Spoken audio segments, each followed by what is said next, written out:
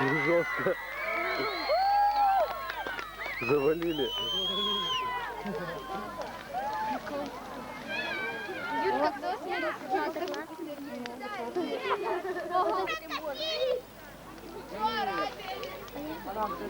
Так прикольно.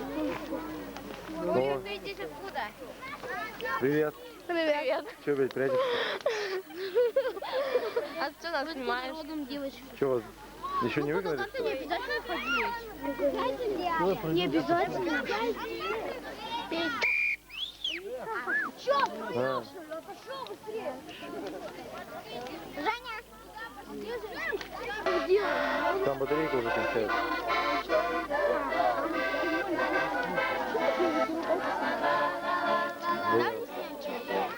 Да ничего тебе не дам.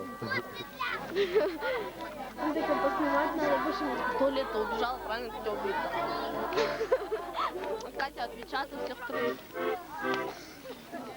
Чего вы зажигаете? А, ну ты могут проблему.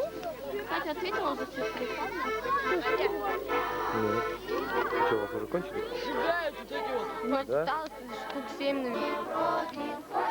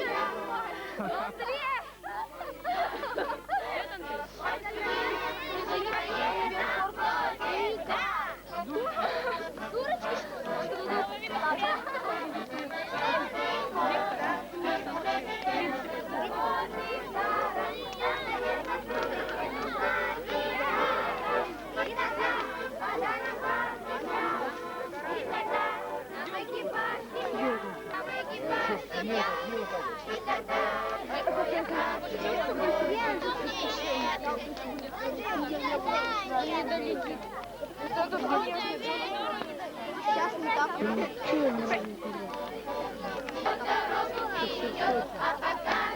Все, батарейка.